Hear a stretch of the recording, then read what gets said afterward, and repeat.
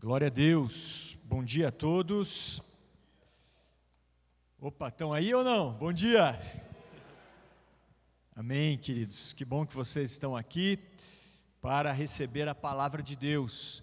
Então louvamos a Deus aí pelos visitantes, aí alguns do Pará aí vieram aí hoje também, Deus abençoe vocês. Amém, queridos. Nós temos alguns avisos para vocês, mas vamos deixar para o final do culto.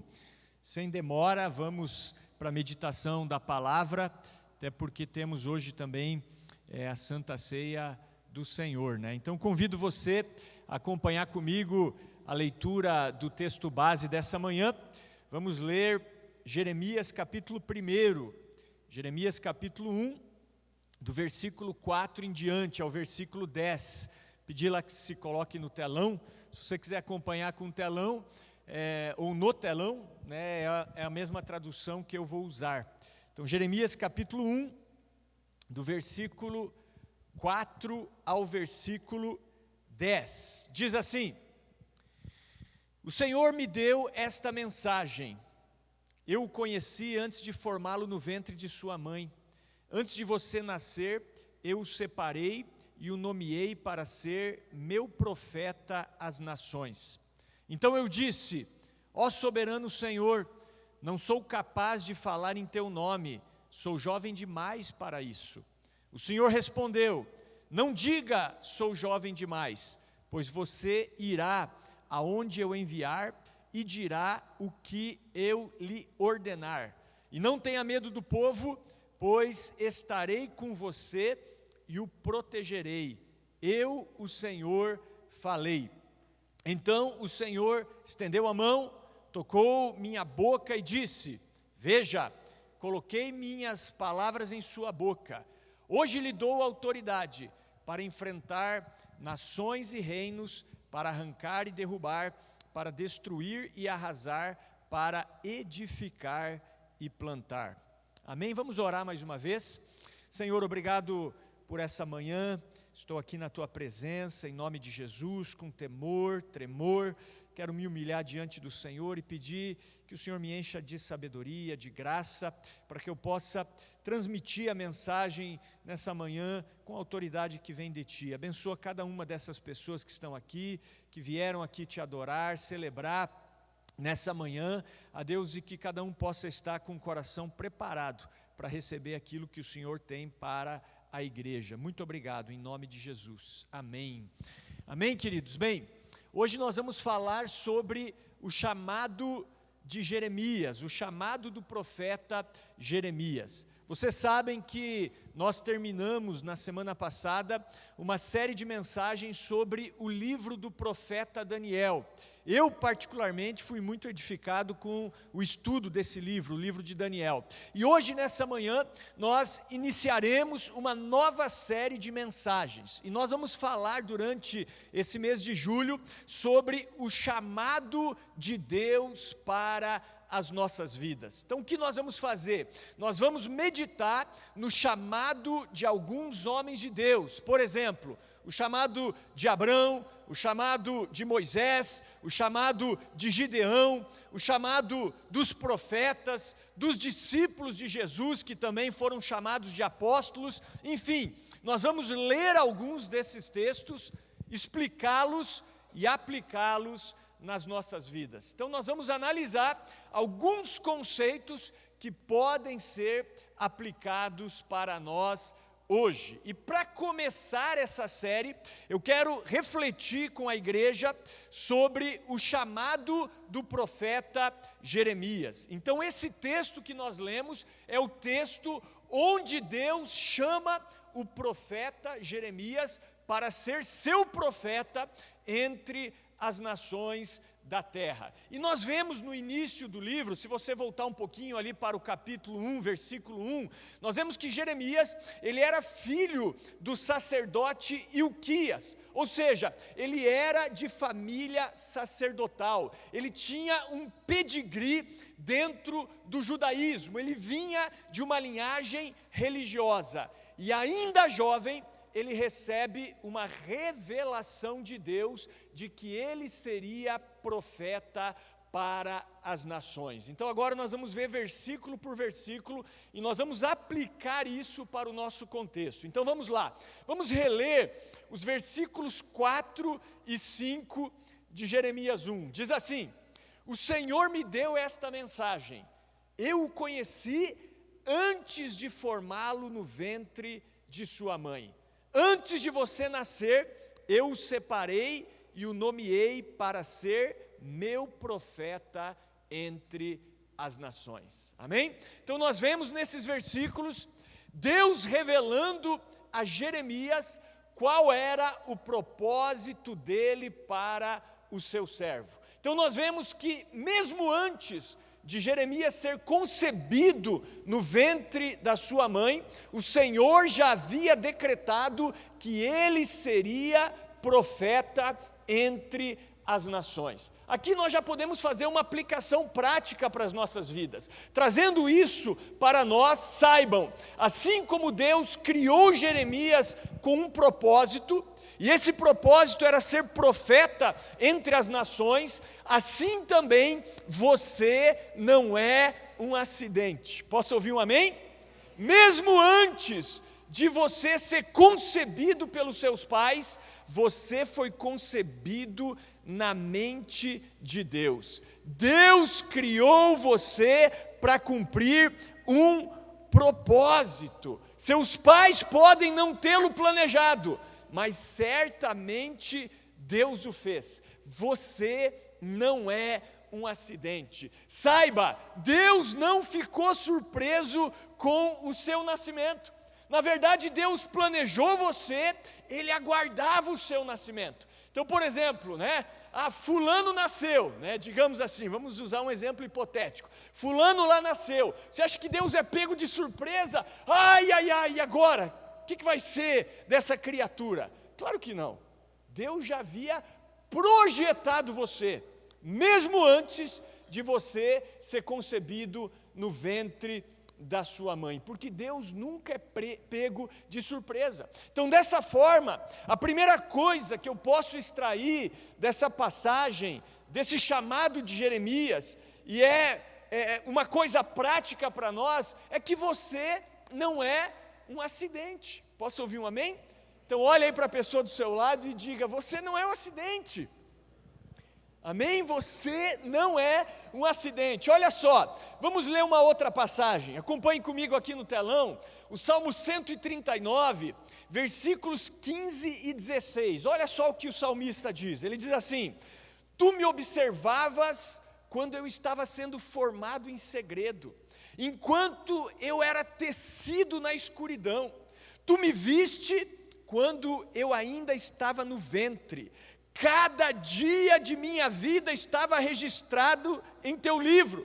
Cada momento foi estabelecido quando ainda nenhum deles existia. Glória a Deus por isso, irmãos? Então, em outras palavras, Deus não errou ao criar você.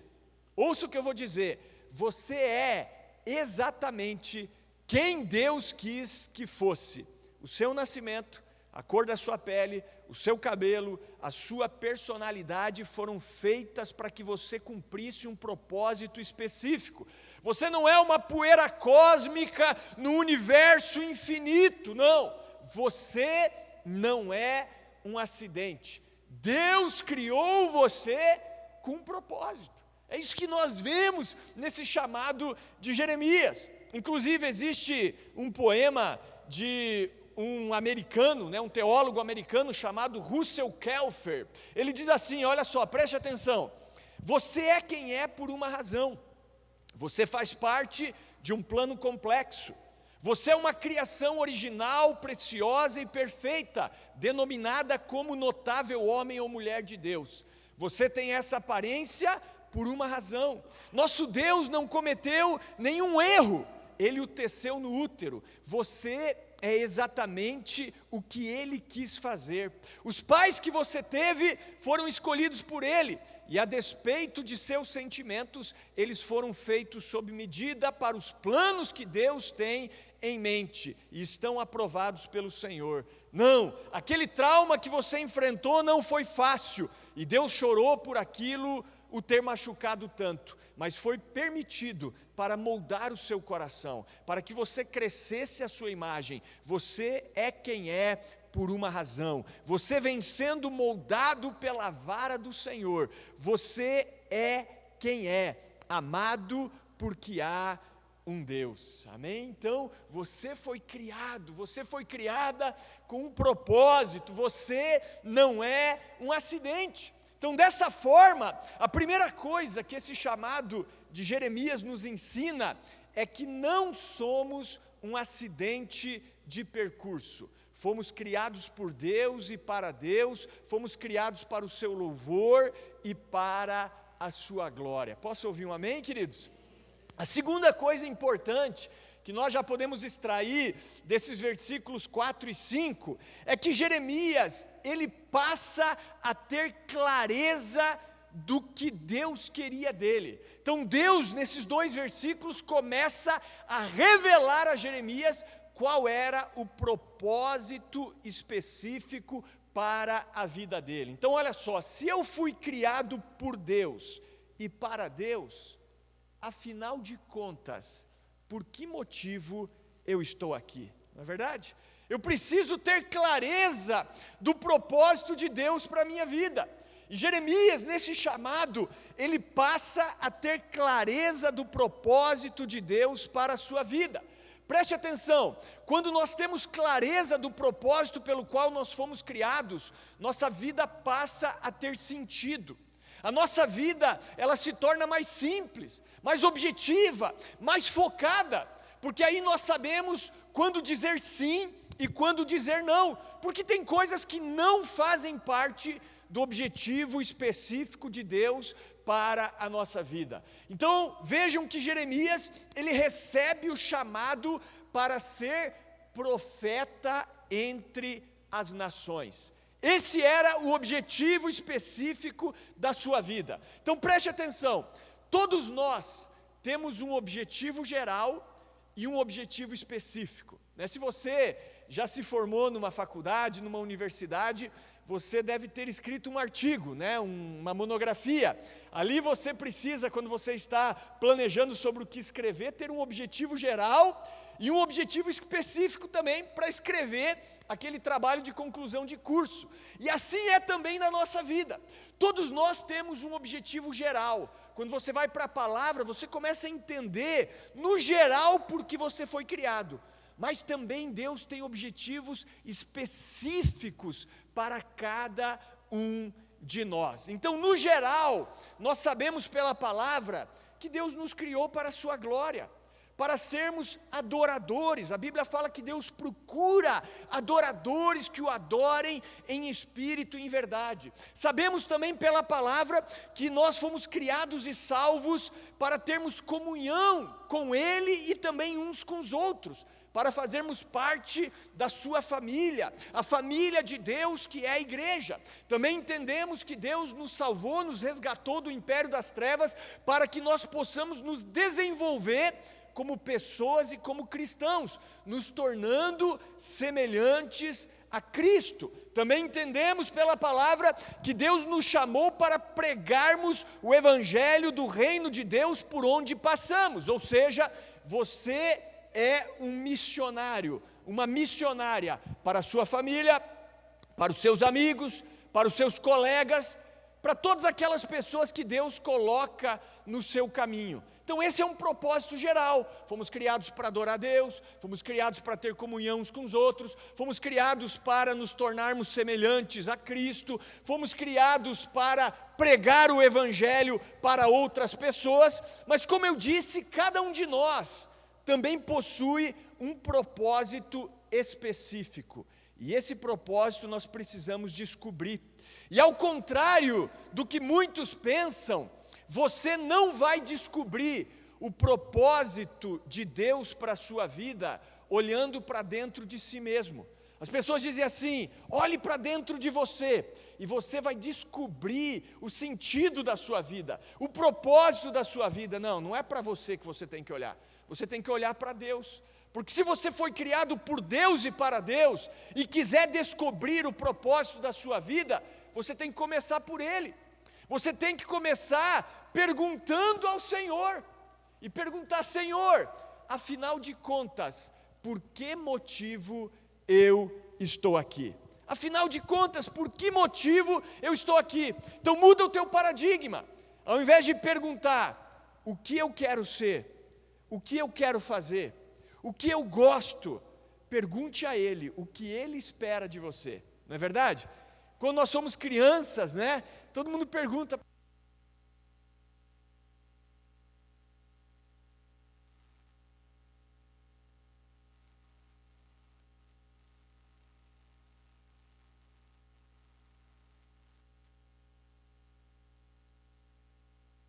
quando nós somos crianças, as pessoas perguntam para nós: o que você quer ser quando você crescer? Não é verdade? E aí a gente fala: quero ser isso, quero ser aquilo.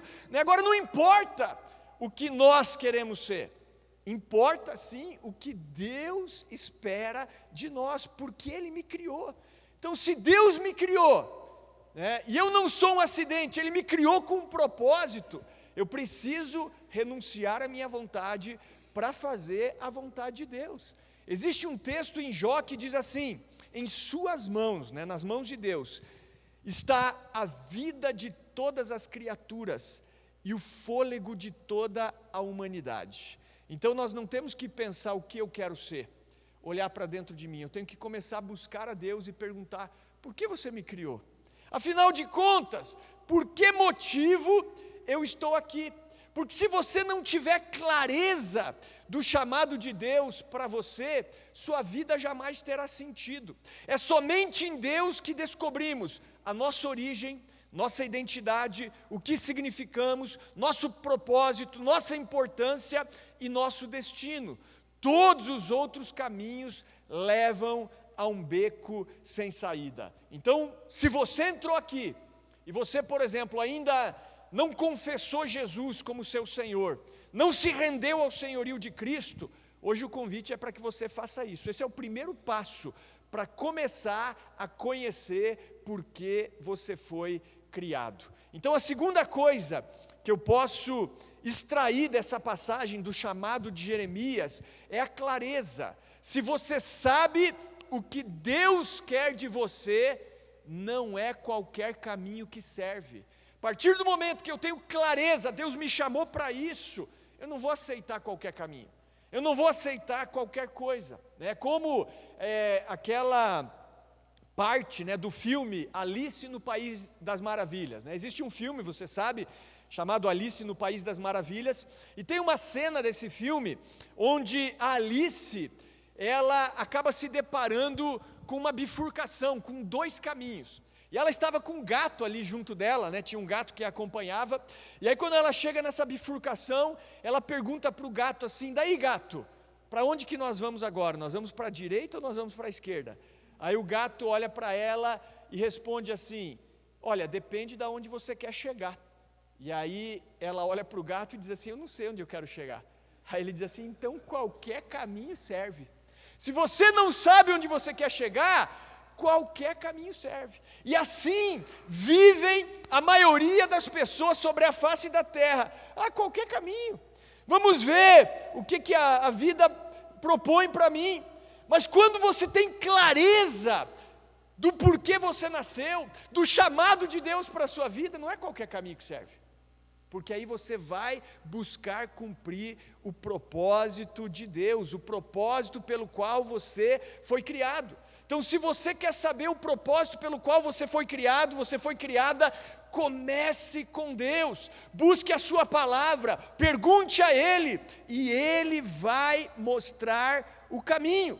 Inclusive a Bíblia é um manual do construtor, Então quando você quer entender como que um produto funciona, por exemplo, o certo é você ler o manual. Lendo o manual, você vai ter clareza de como você pode operar aquele eletrodoméstico, enfim, aquele produto. Então, quando você vai para a palavra, você começa a ter clareza do propósito de Deus para a sua vida. Inclusive, deixa eu dar um testemunho pessoal aqui, para você saber como isso começou a se tornar realidade na minha vida. Então, vocês sabem que quando eu me converti, eu tinha um sonho pessoal, né? O meu sonho pessoal era ser um atleta profissional. Eu não tinha plano B. Aos 17 anos ali, 16 para 17, terminei o ensino médio, parei de estudar, me dedicava integralmente a esse propósito, a esse objetivo. Mas exatamente nessa época eu me converti. E quando me converti eu tive uma lesão, e eu fiquei uns 6 a 8 meses em casa, né, sem poder treinar. E o que eu comecei a fazer? Orar, comecei a buscar, comecei a ler a Bíblia, e lendo a Bíblia eu comecei a entender algumas coisas. Por exemplo, eu entendi que Deus queria que eu fosse um discípulo dele, né? E aí eu li um dia lá que aquele que não renuncia a tudo quanto tem, não pode ser o meu discípulo. Aí eu falei, ixi, então para ser discípulo tem que renunciar a tudo. E aí um dia eu criei coragem, eu dobrei o meu joelho ali no meu quarto e eu disse, Senhor, se o Senhor não quer que eu seja um atleta profissional, um jogador de futebol, então estou aqui à tua disposição, seja feita a tua vontade. E pedi um sinal a Deus, né?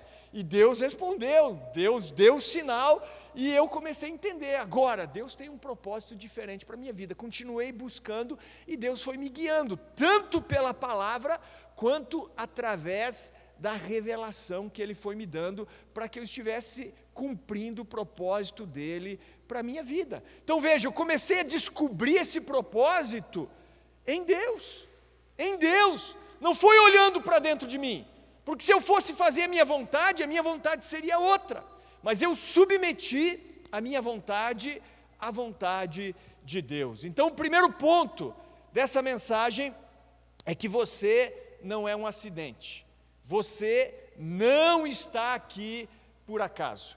O segundo ponto é a clareza. Busque o Senhor e a sua palavra para ter clareza do propósito específico da sua vida.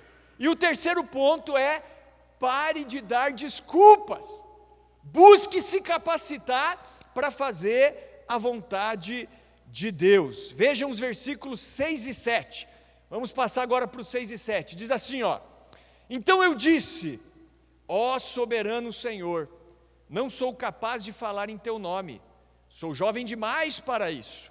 O Senhor respondeu, não diga, sou jovem demais, pois você irá aonde eu o enviar e dirá o que eu lhe ordenar. Amém? Então Jeremias, ele passa a ter clareza do propósito de Deus para a vida dele, e aí ele começa a dar desculpas. Não, eu sou jovem demais. Não, Senhor, não dá, para mim não dá esse tipo de chamado, né? Tem uma outra tradução que diz que ele era uma criança, né? Senhor, eu sou uma criança.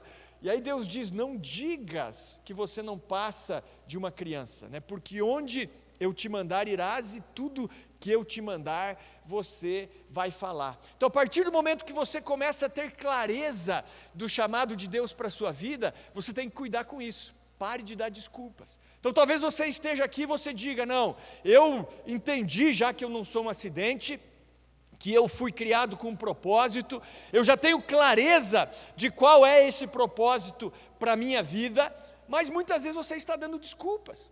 Quantas pessoas não estão cumprindo com o chamado de Deus para as suas vidas? Então vejam que Jeremias, ele se sentia incapaz. Ah, sou jovem demais. Mas o Senhor promete estar com ele, o capacitando.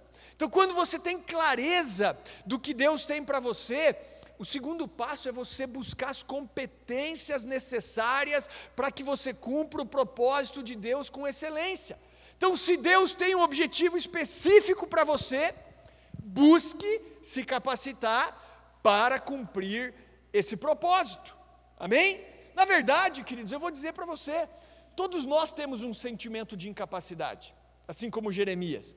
Você acha que a gente aqui está se sentindo capaz? Você acha que eu estou aqui e me sinto capaz do propósito, do desafio que Deus tem para a minha vida? Não, mas a gente faz, né? Quando eu assumi a igreja, e você sabe toda aquela pendência que nós tínhamos aí, né, com relação à legalização aqui do local, você acha que eu me sentia capaz? Não me sentia capaz, mas eu falei, vamos lá, vamos para cima, busquei me capacitar, busquei conhecimento para que pudesse resolver tudo aquilo, mas o sentimento de capacidade, nem sempre a gente tem. Agora, nós devemos fazer o que é necessário para cumprir o propósito de Deus para as nossas vidas. Então, busque as competências necessárias para que você cumpra esse propósito com excelência. Amém? Então, por exemplo, se você se sente incapaz, isso é bom. Isso é bom, por quê? Porque isso vai levar você a buscar mais, a ler mais, a estudar mais, não é verdade? Para que o Senhor seja glorificado. Então, por exemplo, se o seu objetivo específico é ser um empresário, por exemplo, então você tem que se capacitar, irmão. Você tem que crescer nessa área, para que você possa glorificar Deus na tua empresa. Se o seu propósito, sei lá, pastor, o meu propósito específico de vida é ser um professor, então busque se capacitar, não é verdade? Não, o meu propósito específico de vida é ser um vendedor, seja o melhor. O que você pode fazer para se capacitar ainda mais? Não, pastor, meu propósito de vida é ser dona de casa, é ser mãe, é cuidar do lar, e isso é bíblico, é bom, Inclusive o Novo Testamento diz que as mulheres, elas têm que se dedicar a serem boas esposas, boas mães, boas donas de casa. Então eu vou ser o melhor que eu puder. Isso é uma coisa extraordinária, porque quando a gente pensa em propósito, a gente pensa em propósito assim que, meu Deus, eu vou alcançar o mundo. Não, a coisa mais extraordinária que existe é um homem comum, com a sua mulher comum, com seus filhos comuns, mas eu vou ser o melhor que eu puder, naquilo que Deus me chamou para fazer. Não, pastor Peter, o meu chamado específico é ser um pregador, é ser um ministro, é ser um pastor. Então busque se capacitar, busque a Deus, estude, leia a palavra, goste de teologia. Então aí uma palavra para os irmãos que querem um dia serem pregadores: goste de teologia. Tem irmão que quer ensinar e não gosta de estudar. Não, quem para de crescer hoje, para de ensinar amanhã. E a gente vê um bando de pessoas que querem ensinar e criticam quem estuda teologia. E usam, às vezes, textos fora de contexto, A letra mata, mas o espírito vivifica, dizendo que estudar a palavra vai te matar. Não, meu Deus, cara, então tem cada heresia que a gente ouve na igreja. Então, queridos, eu quero ser um pregador, um pastor, Então, comece a estudar, irmão. Comece a ler, comece a buscar. Pare de dar desculpas. Então, Jeremias, ele quis convencer Deus de que ele não poderia, de que ele era jovem demais. Procurou dar desculpas, mas Deus não caiu na sua enrolação. Se tem algo que Deus não gosta, irmão, é de desculpa. É de vitimismo. Deus não gosta de pessoas que se vitimizam, Saiba disso. Você não é uma vítima, Por exemplo, Moisés, Moisés, quando ele foi chamado por Deus, talvez nesse mês a gente pode estudar também sobre o chamado de Moisés. E aí Deus, chamando Moisés, diz: Moisés, você vai se apresentar a Faraó, você vai fazer alguns sinais, eu vou pôr a minha palavra na tua boca, você vai falar para Faraó. Moisés deu uma desculpa semelhante a de Jeremias: não, eu não sei falar, eu sou pesado de boca, pesado de língua. Alguns dizem que Moisés era gago, não sei se pesado de boca quer dizer que ele era gago, De qualquer maneira, uma hora Deus se estressa com ele e diz assim: então tá bom, teu irmão sabe falar bem, então se você não quer falar, eu vou falar com você, você vai falar com teu irmão Arão, e Arão vai falar com o Faraó.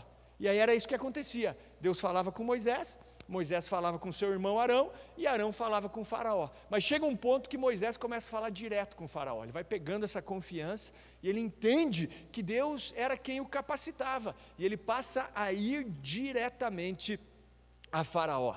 Então o primeiro ponto da mensagem é que você não é um acidente. Glória a Deus por isso, amém? Então, puxa, fique feliz, é para você sair daqui feliz, para cima. Eu não sou um acidente, tudo que aconteceu na sua vida até hoje também tem um propósito, Você não está aqui por acaso. O segundo ponto é a clareza. Então busque o Senhor, a sua palavra, para ter clareza do propósito específico dele para a sua vida. O terceiro ponto é: pare de dar desculpas e busque se capacitar para fazer a vontade de Deus. Quarto ponto: não tenha medo. Porque o medo, ele muitas vezes vai nos travar, né? Então olha só, versículo 8 desse texto de Jeremias 1, diz assim: e não tenha medo do povo, pois estarei com você e o protegerei, eu, o Senhor, falei.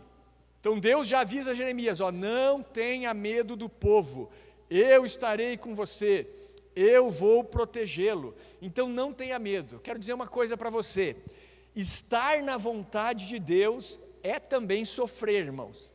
Não pense que se você estiver no centro da vontade de Deus, você não vai passar por tribulações, pelo contrário, você vai passar por tribulações se você estiver no centro da vontade de Deus, né? Até porque, quando você se converte e entra, digamos assim, no reino de Deus, é como se você se alistasse no exército. Falamos isso ontem aqui no jejum, né? E quando você se alista no exército de Deus, você tem um exército inimigo contra você, que é o exército do diabo, do coisa ruim, do Satanás. Ele se torna o teu inimigo e ele vai se levantar contra você, né? Mas a boa notícia é que ele não vai prevalecer. A boa notícia é que essa batalha já está ganha. Você entende? Por mais que você sofra, no final você vai ser vencedor. Então fazer a vontade de Deus não significa ausência de sofrimento.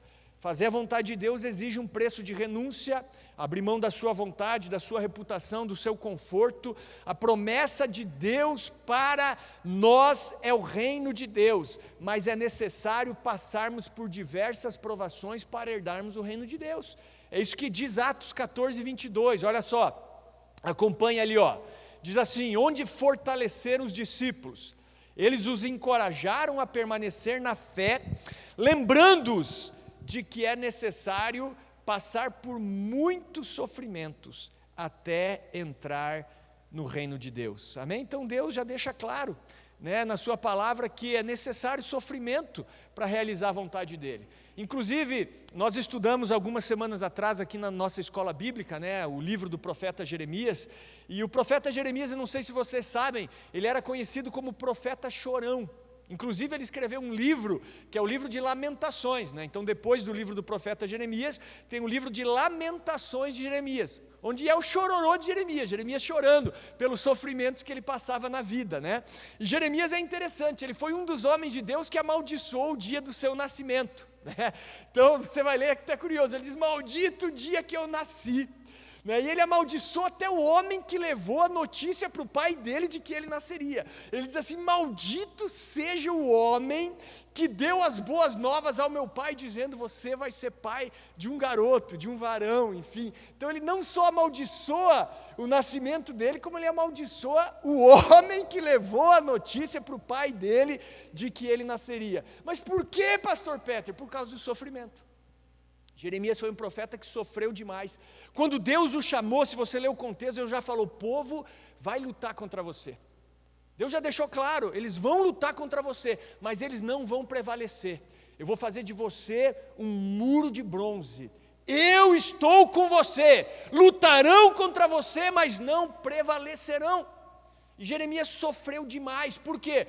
Porque o profeta, ser profeta não é fácil, né, irmão? Porque o profeta não é aquele que traz mensagem que agrada. O profeta é aquele que exorta, né? E quando a gente exorta, né, o profeta exorta, tem pessoas que não gostam. Quem que gosta de ser exortado? E Jeremias trazia exortação para o povo. E uma das coisas que Jeremias falava era o seguinte: vocês vão ser levados cativos para a Babilônia. Deus vai enviar o rei da Babilônia, Nabucodonosor, e vai destruir Jerusalém, vai destruir a cidade, e vocês vão ser levados. E eles não queriam acreditar. E os falsos profetas diziam o contrário, né? Não, vai dar tudo certo, vai dar tudo certo. Todo mundo amava os falsos profetas, porque falavam coisas boas. Mas Jeremias falava a verdade da parte de Deus. E ele sofreu demais. Ele foi jogado num poço vazio, ele foi preso, ele, passou por muitas dificuldades, mas Deus o sustentou, e ele viu várias das suas profecias se cumprirem, né? Porque ele viu Jerusalém sendo destruída, profecias dele se cumprindo, ele mesmo foi levado cativo também ali para a região da Babilônia, enfim. Então ele é conhecido como profeta chorão, né, que passou por muitos sofrimentos, mas a palavra de Deus para ele, para você e para mim hoje é: não tenha medo, o Senhor é contigo. Posso ouvir um amém? Então, se você está buscando fazer a vontade dEle, Ele te protege. Ele é um muro à tua frente. E a nossa função é confiar nele. Amém, queridos? Então, para finalizar, busque o toque do Senhor. Então, vamos ver o fim desse texto. Agora, versículos 9 e 10. Diz assim: Então o Senhor estendeu a mão, tocou minha boca e disse: Veja, coloquei minhas palavras em sua boca. Hoje lhe dou autoridade para enfrentar nações e reinos, para arrancar e derrubar, para destruir e arrasar, para edificar e plantar. Então Deus toca na boca de Jeremias, dando a ele autoridade para exercer o seu chamado. Assim também nós precisamos desse toque de Deus, dessa unção de Deus, dessa autoridade de Deus, porque a autoridade não é algo que eu, digamos assim, exijo, ou que as pessoas me dão. A autoridade é a graça de Deus para executarmos a sua vontade, é Deus quem nos dá a autoridade. Então Jeremias, em primeiro lugar, ele entendeu, através do seu chamado, e nós precisamos entender isso também, que nós não somos um acidente. Você precisa entender que você não está aqui por acaso. Então, primeira coisa, você não é um acidente. Segunda coisa, clareza. Busque ao Senhor para ter clareza do chamado dEle para a sua vida. Terceira coisa, deixa a desculpa de lado. Pare de dar desculpas para não fazer ou para deixar de fazer aquilo que Deus o chamou para fazer. Quinta coisa, não tenha medo, o Senhor é contigo. E sexta coisa, busque esse toque do Senhor, né? Veja que quando o Senhor toca na boca de Jeremias, ele diz: agora estou colocando as minhas palavras em você, e você vai ter autoridade para arrancar, para plantar, para destruir, para edificar, e assim é conosco também. Essa autoridade nós precisamos ter no Senhor, em nome de Jesus. Amém? Convido você a ficar de pé. Quero chamar a equipe de louvor aqui à frente.